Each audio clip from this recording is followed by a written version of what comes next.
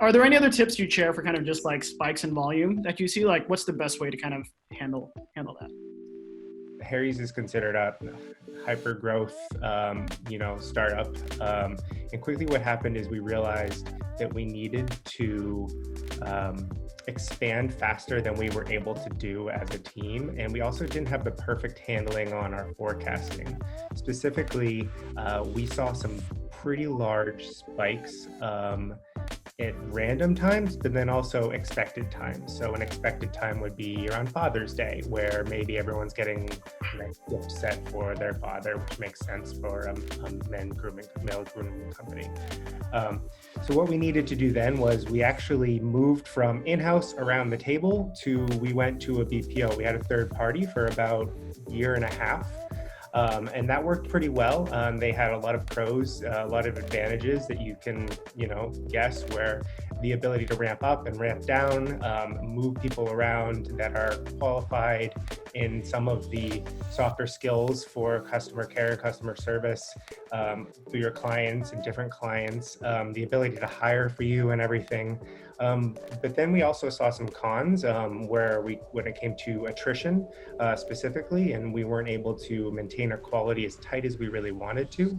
So the third kind of phase of the CX growth was actually getting a better handle on our forecasting and then bringing everything back in-house. And by in-house, we actually brought everything back to Harry's, but we actually decided to do a remote and in-house part-time, full-time sort of fully distributed workforce. So that's kind of what we've been at for about a year and a half. It's been working successfully, but it's certainly a challenge. Again, pros and cons as well. Pro being we have a much better control over the employee experience, which is really important to me because I think it translates into the customer experience very directly. A con being you're always hiring, like you're just always hiring. So if you haven't thought about how you're going to get that recruiting and interviewing and hiring help or have a really good strategy for that, it's pretty risky to bring everything 100% in-house. We've all obviously had to adjust to the reality that is COVID-19. I'm just kind of curious to hear how things have been going for you all. It's crazy. Our business exploded. Our volume exploded. It's a great problem to have, but we're just kind of drowning in all of our channels right now. So that's been a lot of my last few weeks of strategizing how to schedule differently, what hours can we change people's schedules to and from, but we always try to keep things to agent preferences, but now we're looking at expanding outside of that and kind of pushing our employees to work different times. We also, something I think that's unique to us is that we never have in the past really scheduled for email hours.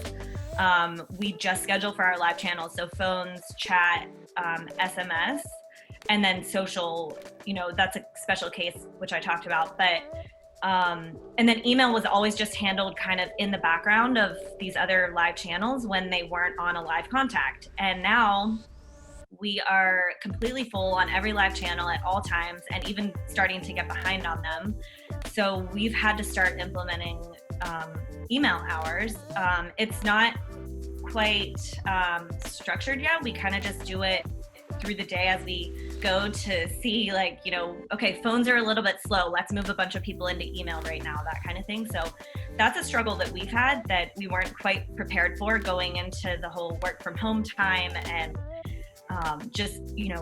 we are doing food delivery and people are relying on that right now. So we've just had a ton of customer reach out. So we're finding ourselves working a lot more now because there's nothing else to do because you're just home, but also combined with our huge volume surge. For Daily Harvest, for our care team, I think our specializations are more, it's less pointed people that we have, but it's more about creating specialized search buckets within customers. So based on keywords that customers use when they write in, we kind of organize all of those automatically into different search buckets. So that really helps during high volume, surge in volume times that we're having now. So we can just kind of assign one specific person, whoever it is, someone typically with like higher performance, or the ones that are faster, to those buckets, and then they're able to just like kind of flow through a bunch of the same issues all at once. So it's more like a muscle memory type thing. And they're able to use more macro responses during that. So it just goes a little bit faster versus like having tickets fed to you that are all different topics. It's not all the time. I mean, typically we want their status to be available in the channel that they're in and let the system do the work of like assigning the tickets. This is a very manual process. So they have to, like, it has to be employees that we trust and that like I said, the higher potential performers that can go in and manually do this work and like get through it efficiently. And then the other thing I was about to jump on was we've actually gotten a lot of help from other departments in the company. And this is, again, not normal, but just during like a very high volume time like this, they were actually coming to us, like begging to help. They're like, we know you're like slammed right now and just let us help, give us a login to customer. And they also want to talk to the customers. So it's kind of like a win-win from both perspectives. They're getting a lot of insight for their own jobs, but then they're also helping us with some of our volume. So we kind of put everyone through a crash course of training for care. And a lot of those people also work those specialized search buckets as well. Half of our team has been remote for the last year, so we borrowed a lot of their best practices when we moved to working from home, and we are also looking at incoming volume spiking and making some tough trade-offs on what that looks like, so we can handle that. We have started to set expectations with our customers when it comes to delivery times right now. We put up FAQ, auto replies, IVR, out of office voicemails, everything like that would be saying something along the lines of, which is true, like, hey, we're safeguarding, our distribution employees.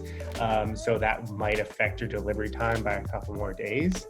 And that is definitely a worse customer experience, but it's a trade-off that we're making right now to just be honest up front so we can handle the incoming volume that we're seeing right now.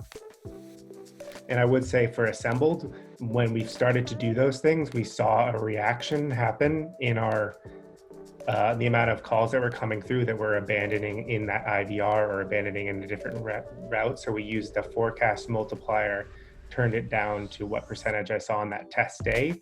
So then when we could look at our actual reality of how many people we needed to staff specifically on phone channel, we had a pretty good reflection of that moving forward. Plug. For our vendors, and I have to give a lot of kudos to my vendor management side of the house, is we went in a matter of a couple days from a minimum viable support. We said we could probably do 400 or so agents that meet some criteria that can work from home. And within the next week or so, it was actually, this is a big thing. We now have every single agent, except for maybe like one or two that's on a performance plan, take their equipment home, regardless of their country. And this goes from, Oregon to Colombia.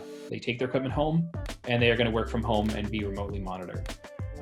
So what that actually has done for us is we haven't actually slowed down our response times, and we've seen volume impacts increase by about 20% or so and been able to absorb that. So for the customer experience, there's very little knowledge that these people are not actually in the office anymore, and that's been a big goal. We didn't think we were going to be able to do that, and we are able to. The double edge of that sword is it's great. We can continue to do this. So a lot of the other projects that we're going through to just kind of change how we were going to do support are still happening. And then now you've got to balance that with remote teams, with teams that may not be able to hire as fast, because onboarding people in a purely remote environment is another challenge. Mm-hmm. So it's we did so good. Let's now continue to do better. Yeah. When you have more people, I think it's probably easier to move folks around to sort of handle natural spikes versus, I listen to Shelton and like you have to kind of build in email time just to make sure kind of like the relative experience is maintained. One of the principles that I've done on Workforce here at Stripe is that we always build in a little bit of a buffer to our staffing plans in general, and this can be 5 to 10%. Then when I go through making sure that the actual occupancy assumptions for our agents is not set terribly high. Obviously, you want to cause burnout, but that also gives us some buffer. And then when we talk with the vendors, we're moving to 100% interval adherence, which is going to naturally have them bring on some overstaffing. They may increase their shrinkage to come down and meet every single one of our intervals, but they're going to have to overstaff some and bring that down. All those together were the perfect anti-storm to let us absorb this right away, which has been great. However, there's a limit to that. And so now we have to go through and see, all right, we've been able to absorb this 20% relatively easily. Unfortunately, it doesn't look like this is just going to be a short-term 20%. There's a lot of the world that's not going to go back to how it was before in a short amount of time. So are there things that we can do to, without just having to speed up hiring, but are there things that we can systemically put in place to speed it up, or do we have to go down that route of maybe lowering some of our service offering times to accommodate that?